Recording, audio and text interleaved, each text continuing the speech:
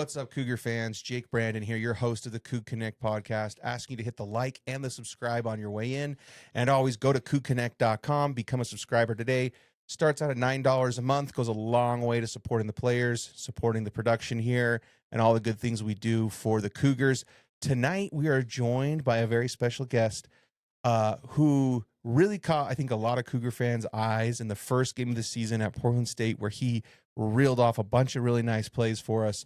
We are joined this evening by Lucky Finau. Lucky, how are you doing today, man? I'm doing really good. I'm so excited to be here. Dude, it's so good to have you here, man. The more I've got to know you, the more I've just realized, you're just an awesome dude, and, we needed to feature you. Fans need to know about it, Oh, no, I really appreciate you.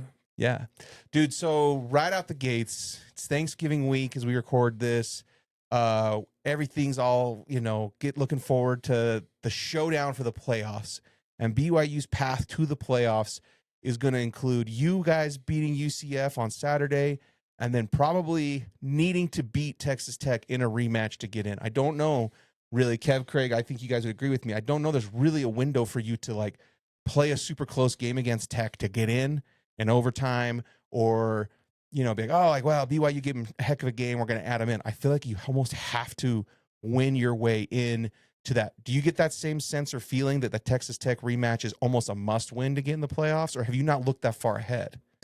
I think any of us would be lying if we said we haven't looked that far ahead, because obviously that's been the goal this whole year, since spring ball in the summer is get to the Big 12 championship and everything else will fall into place. So now that we're in the spot that we're in now, everyone is thinking we need to win this game so we can win that game. Yeah. And I think that's just what going back to what you're saying, winning this week against UCF, and winning the Big 12 championship, the way we win it, that's just only gonna help our resume for the playoffs. Like how you're saying, if it's a close game this Saturday and a close game in the championship, obviously then people will leave questions, but our mindset is go in and dominate no matter who it is this week and in the championship, so that way there's no question oh yeah, BYU should be in this playoff.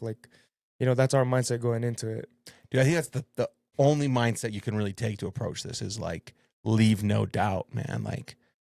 Win your 111th, win every play, win every snap, and right, that's got to be the position. Do you think, having played Tech this season, seeing these guys beforehand, coaches calling, offense, defense against this, do you think that kind of gives BYU a little bit of an edge? Is it neutral because they did the same thing? Or do you think our staff might get a little bit of an edge having seen what they're going to see from them once already? I think that the edge always, people always like to say we're the underdog or whatever, but I think even though it might seem like that, we have the upper hand because everyone's always gonna sense there's no pressure on us. The only thing we have to think about is just going in and just executing what we didn't the last time. Everyone knows how it felt to lose that game. All of our coaches, everyone, we all felt that loss, and so now I think that going into that game, we know what it feels like to lose to Texas Tech. Yeah, but they don't know what it feels like to lose to BYU yet. Yeah. So now it's just about executing what we didn't the first time, but also knowing that we know what that feeling feels like, and we don't want to feel that again. Yeah, absolutely, man. Yeah, and when I coached all those different times, we have rematches in the playoffs, have rematches and things, in high school ball. Not obviously the same caliber of football, but it's the same mindset, though. It is, man. It's right? the same mindset, yeah. And I always liked get a chance to play the same team again, because especially when I was calling plays, I would be up that night after, especially if we lost. I should have called this. I should have had this. This was we had this matchup here that I was meaning to get to, and I never, this is that. And then when you go to game prep that next one, it's that stuff moves right at the top of your list. Okay, we got to do these things that we should have done last time we didn't show them, or we got to do the same things we did but execute these better. I should have prepped my guys better to know to look for this, or if they got this look to do that or whatever. So I think 100% what you're saying, man. I agree with you 100%, man. All right, so let's talk a little bit about the run game for a second, man, because I feel like that is our identity right now. I think Cincy knew we were going to run the ball. And you know, we knew we were going to run the ball. We didn't necessarily disguise it or anything. We went with personnel and packages saying we're going to run the ball, and we just kind of imposed our will. Do you feel like that's been something we have tried to do in every game? Is that deliberate, or is that just a side effect of having good players and good scheme, or is that intentional? Like, we will impose our will. I think I think it's a mixture of like both. Like Mm-hmm. we're gonna impose our will, like whether it is in the run or the pass. And I think one thing that's so good about our team is like if we are gonna have a game like we had at Cincinnati where we're gonna run the ball every other play or Mm-hmm. like you know what I mean, 2/3 of the game. Like our receivers, our tight ends, like they're not gonna be like upset, you know, Yeah. like they're all so excited that we won the game, you know, like and a lot of them only got the ball once or Right. didn't even get a target. But like that's the type of football we play. We just play. We want to win. We want that scoreboard to go up, and whether that's running or passing the ball, uh, I don't think it really matters to any of the boys as long as we're dominating them. Yes. Yeah. Yeah. No, I agree, man. Okay, let's talk about you a little bit, because a lot of people tuning in will for sure want to know more about you, as much as we'd like to talk about all the cool things going on with BYU right now. I want to talk about your Portland State game first, if that's okay, dude. Because, I mean, Banya had hyped you up to me about being a hype guy, that you were really good at like getting the team hyped up and being like an emotional leader sometimes. So I want to kind of hear about that. But so I knew about you. You were on my radar. But in that Portland State game, I was kind of like, dang, bro, like Lucky can really run it. Like he's reading these blocks well. He's cutting well. He's anticipating well. Like, I mean, everyone can run the ball, but like you were doing a lot of things that showed your athleticism and showed your football IQ. So tell me about that Portland State game when you got that opportunity to ball, like what that was like. Honestly, I didn't even think I was gonna play that game. Like just being real, like Yeah. uh I just was hecka grateful, you know, get a chance to go in, you know, like that's if you grew up in Utah, like and you're a member of the church, like there's a time and there's like you're lying if you never thought about playing in Lavelle Edwards Stadium, like Yeah. at least once in your life, you know. So I just felt extremely blessed and just, you know, thankful to God that, you know, that the opportunity came. But honestly, it was just so much fun and Yeah. I just had a blast out there. Yeah, dude. And it was great. You were ripping off great runs, all that. Then they pulled you out. They put Charlie Miska in, Yeah. and he stole your touchdown, bro. Nah, that's my brother. No, that's my brother, man. I told them put him in, bro. Yeah. Yeah. No, that was cool for him. Was it his second carry or his first carry? It was early on when he got in, right? He ripped that one off. Yeah. I think so. I think so. Something like that. Yeah, but you're obviously happy for him, man. Yeah. Good. He's a good guy. Like, I don't know what he's gonna do in life, but whatever he does, he's gonna be successful. Like, really good dude. Like someone you can always like count on and like. Yeah, Yeah, it was really cool to see him score. dude. He told me when he was over here for that Holy War dinner that we had for winning the Holy War, you know, that he wants to be a doctor. Oh, really? And I was like, oh, bro. Oh, that's good. I would go to you. I would go see you, man. Me too. Yeah, I trust you with my my health, my life, Charlie. So, and he talked about his mission with us at Oakland and a lot of things, dude. Yeah, him and my he served with my big brother. Yeah. Oh, really? Yeah, my big brother served a Raider. Sonny Macassini trained my brother on his mission. Yeah, Raider was companions with him. Orion was companions with him. Yeah, so it was Wait, cool. Raider was also in Oakland? Yeah. Oh my gosh, dude, that's crazy. Because it's Kalani, Raider, Sonny, Yeah. your brother, Charlie. Like, Oakland's where you go to Yeah. play BYU football, I guess. And then you got the Lucky Finau twins. Okay. They're from over there. They're on our team. And then you got Naki Yeah. Tohoe. Yeah, he's from there too, man. Yeah, that's my brother, man. Dude, that's awesome. Okay, so tell us about your background, because you were telling me before the podcast you're actually like a freshman, but with almost like 3 years of being Yeah. at BYU. How Yeah. does that happen? Like, take us through that story. Well, so I came and joined the team in the spring of 2023, Mhm. and I played that spring ball. I was actually a linebacker back then, and had a really good spring, really good meetings with like Coach Hill and like Coach Anna and them. And then we get to the summer, and as the summer goes on, I just felt like I just wasn't like as healthy as I could have been. Like since I had been back for so long, I was like, wow, like I've been back for a while. Like I should feel like I'm in shape and stuff, but I always just felt like out of shape. Ended up like going to the doctors, and like they said I had like this huge mass tumor on my heart. Whoa. Yeah. Whoa. Yeah. What was that like when you heard that? It was crazy. Like I had just met my wife. Like my mom called me and like, cause like they did a bunch of tests. Like I was going to see doctors like on my own. Yeah. Like it wasn't like I didn't go to see the trainers, cause I was like, dang, if it is something serious, I'm gonna not say anything. So that whole time, like me going to see like doctors and stuff, like it was just on the low. Like none of my coach Anna didn't know. I actually had the heart surgery, and then like a couple days later, then I told like Coach Anna and Coach Whoa. Hill, I was like, hey, like this, you know, like this is why I haven't been around. Like, yeah, Dude, that's a crazy story, man. What's the recovery like when you have like a tumor removed from your heart? it was brutal. I had to do these like lung exercises because they had to break Yeah. some of Ribs. my ribs so they could like.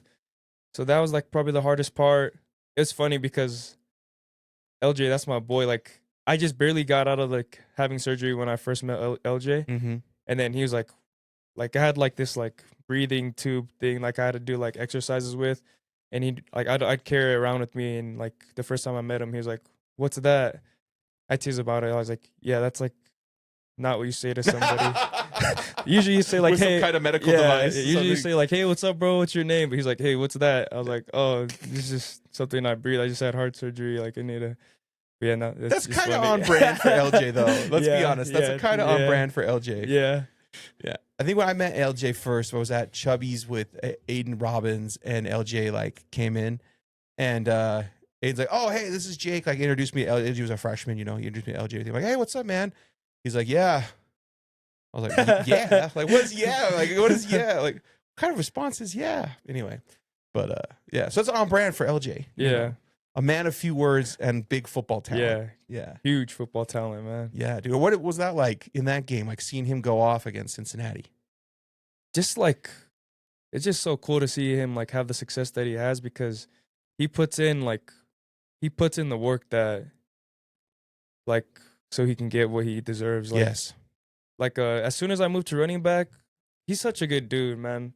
As soon as I moved to running back, like that same practice I switched over, like he had no like there was no second guessing. Like he was like right there with me after practice, like doing drills with me, going over Mhm. plays, throwing the ball to me, like handing the ball off to me like he was the quarterback.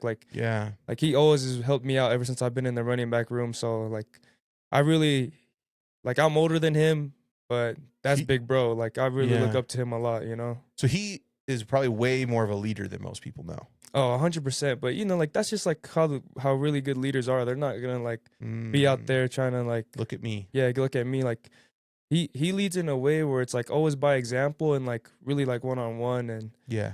I really appreciate that about him. Yeah. No, dude. There's a lot of great things about LJ, and a lot of them are not on the football field too. Yeah. Like he is just a good dude, man.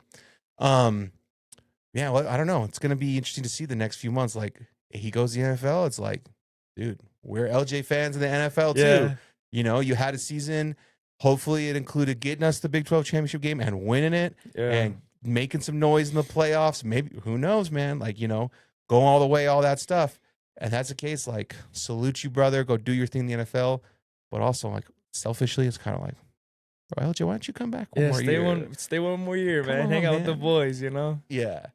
Yeah. I don't know. What's your take? Your take. You're in LJ comes to you. He's like, hey, Lucky, what should I do? What would you tell him?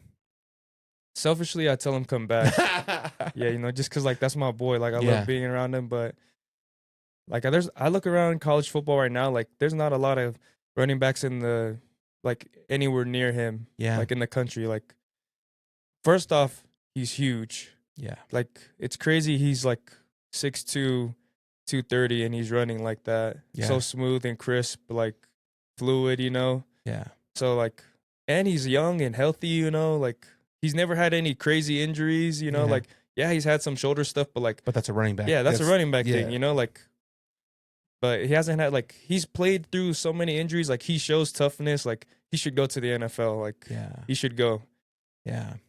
I don't know, man. It's going to be interesting. We were talking with Justin Kirkland before you got on and about all the guys who could come back. And there's actually a lot. Like we could potentially return a lot of people. Now, people will go do other things and like, you know, they'll have our support. Like no matter what's a Coug, always a Coug. Yeah.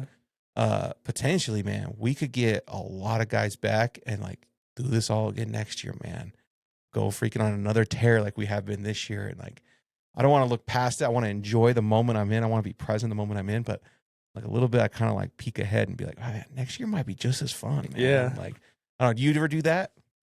Yeah, I think I always am like thinking like that, you know, Yeah. thinking to the future, like thinking what it's gonna be like, because that's what really we all thought about 2023 when we were getting cooked up. You know, we are like, hey, we gotta just keep getting better. Like it's gonna pay off later, you know, and it did last year, and it's paying off this year. And you know, Banya was telling me that Kalani gave some really good speeches in that 2023 year. You know, one of them was about some people from the scriptures who like went around and was trying to get people to help them out, like join this army and do that. And they're like, nah, no one like cared about them. No one helped them out. Maybe it was in scriptures. Maybe it was like Roman times or something. And then they came back through and they destroyed all those people who ended up not helping out. Do you remember these speeches? Yeah, or I anything remember like those that? speeches. Yeah. Dude, so it seemed like Kalani had the same thing. Like there's the moment and what you can control in the moment, but then there's also like what you're building for in the future. And you have to kind of be aware of both. Does that make sense? Yeah. So, but I think the reason you guys were able to go 5-7 to 10 wins or to 11 wins to now we're at 10 wins with potentially a lot of games left, right, is because of Kalani and his leadership. Like if for the average fan who doesn't get to hear those speeches or see those things, like what's he like, Kalani, as a leader? Honestly, him and LJ are like kind of the same. Or like they both won't like be like all up in like everyone's face and stuff, but like they'll always like be there one-on-one to like support people. Like there's so many times where I'll see like Coach Sitake go like during practice, like talk to like a player one-on-one, you know. Yeah. Like that's more of his like type of coaching and leadership, and like he'll adjust us like all the time, like as a team, and like have something really good to say. But like I think where he really like gets everyone to really want to play hard for him is like those one-on-one connections that he has with everyone. Like there's not a single time he walks through the locker room and he's not like saying hi to everyone, like all of us, you know, like guys who play every single snap or guys who have never played, you know, like he treats everyone the same. Like, so that's what makes everyone want to like do anything for him, you know, die for that guy, you know. Yeah, dude, I was a pretty high profile BYU recruit, 2026 recruit. Him and his family like invited me to come to practice one time, and I was like, I've never been to a practice. Like I don't know. Like no, come with us. So I got approval. Like went to practice, and like Coach Sitake walks out. I'm like, oh cool, there's Kalani. You know, I think I'd met him a few other times, but nothing like ever like that. And come on in, Trey, grab a chair. I'm gonna put Marcus here, and there's a folding chair. You can go back behind the screen. We can keep this in or edit it out. I don't even give a crap, Kev. I love this stuff. Hey, did you get charged up? No, I didn't. Okay, when I wrap this with Lucky, I'll go plug you in, charge you up. So, you sure? Okay. Yeah, we want you on screen. You guys all know each other? It's crazy. Small world. Let's all meet up at the podcast studio. So, anyway, so if you decide to cut this or not, I don't care. But recapping back, I was at practice, everything. I was like, oh, there's coach, you know, whatever. And he like walked I was kind of off in the corner, like trying to mind my own business, stay out of the way. He walked all the way over, like said hi, like knew who I was, like was very complimentary, just very kind of things. And like he walks away, you feel like $1 million. Like you can't help it. You're just like, oh man, like what a great dude. I love that guy all the more because of that, right? Is that kind of what you mean when you're talking about these 100%. Connections? Yeah, just like that, just like what you said. Yeah, so it's like it's not necessarily one with one speech or one thing. It's like all those little personal connections he built along the way. 100%. I think he picked a lot of that up from Lavelle, man. Like when I went, and I mean, Marcus is here. You can throw Marcus on camera if you want. Marcus, you can grab that mic if you want to. But I was talking with Marcus earlier about when I was a kid and his pops was the running back at BYU with Lavelle. I would go to the camps. You know, I was trying to get recruited by BYU and get attention in that. And Lavelle was super complimentary and like super kind and like made connections. And like he invited me to his office. He's like, hey, come chat with me in my office and stuff. I was like, this is a head coach at BYU. You know, like I'm a 7th grader. Like, dude, but like that's how he was. I think he gets that from Lavelle. Do you think that's the same thing, Marcus? Like, give me your thoughts on that. Yeah. I mean, we're talking about Kalani, right? Yes, sir.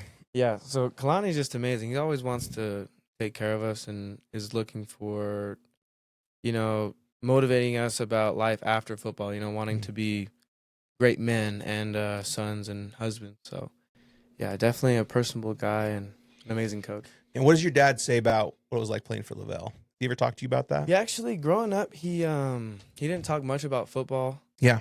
But he always said that BYU was a special place. Yeah. And I think it was because of Lavelle. And Yeah. Kalani is continuing to do that.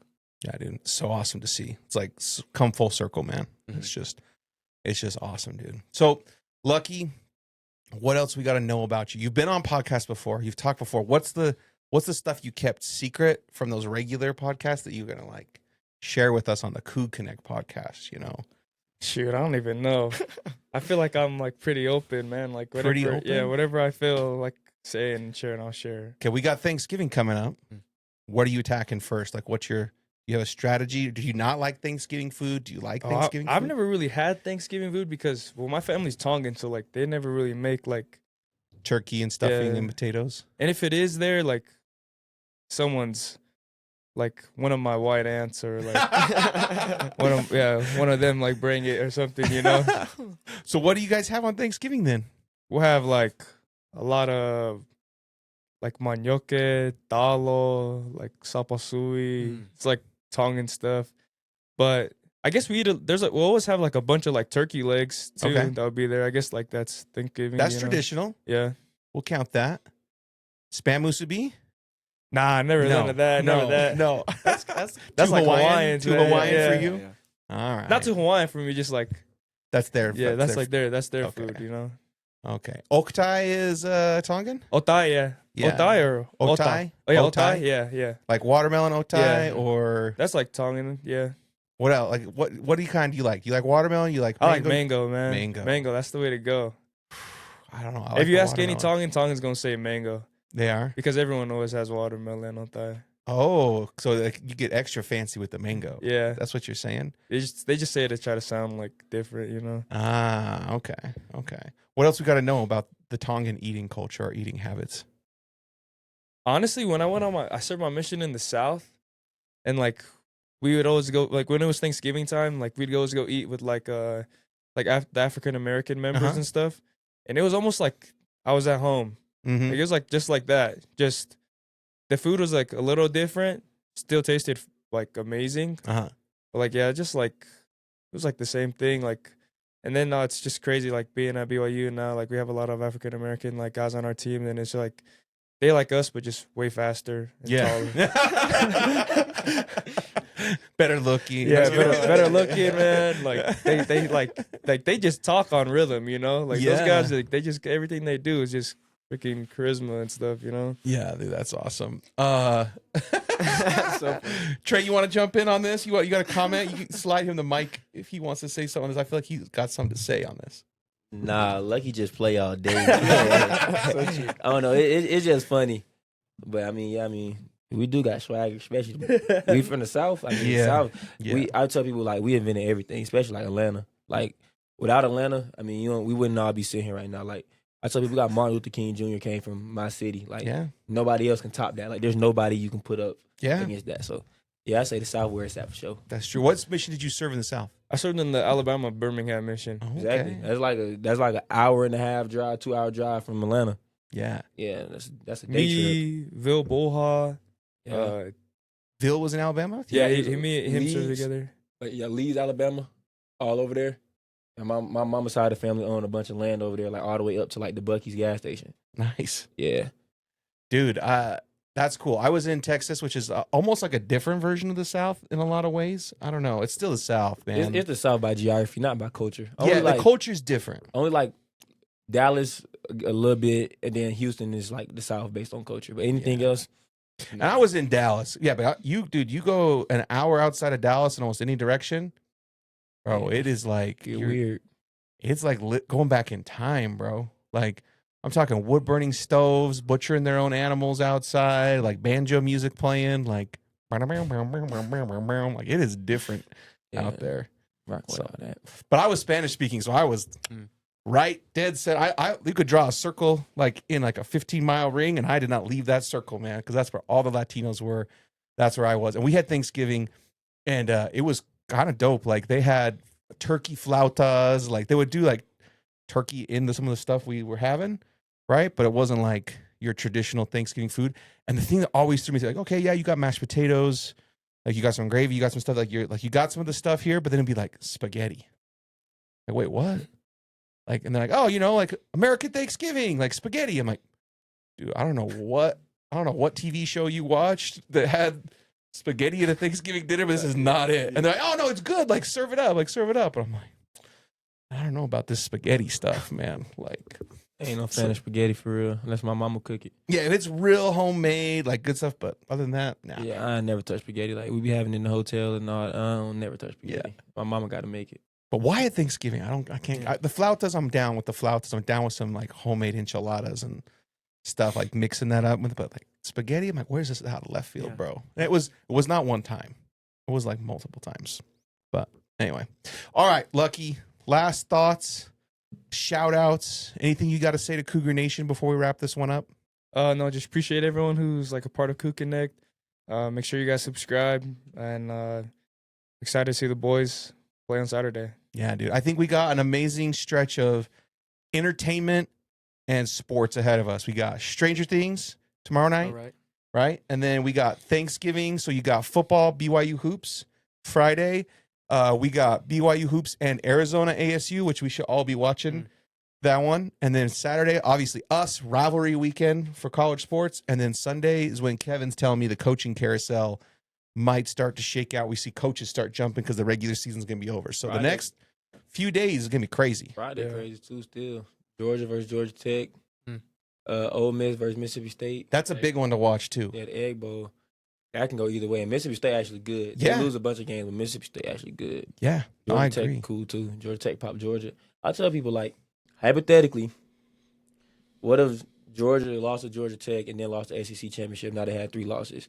And what if Ohio State lose to Michigan and then lose to Indiana in the championship? Like, a lot can happen. All of that is totally on the table. Yeah. Like, I mean, a little bit of a stretch here or there, but not really when you get into rivalry weekend, end of the season. Like, people's focus slips a little bit. It's curtains.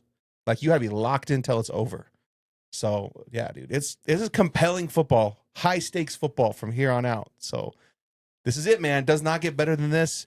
If you're a Cougar fan, you're in for some compelling games, whether it's you or rooting against other people that can help you. So, doesn't get better than that. I think that's all we got. And last thoughts from anyone else? No? All right. Well, thank you guys for tuning in. This is another episode of the CougConnect podcast. Make sure you hit the like and subscribe and go to CougConnect.com. Become a subscriber. Help us on our mission to make this the best place for college athletes out there. That's all we got. Go Cougs.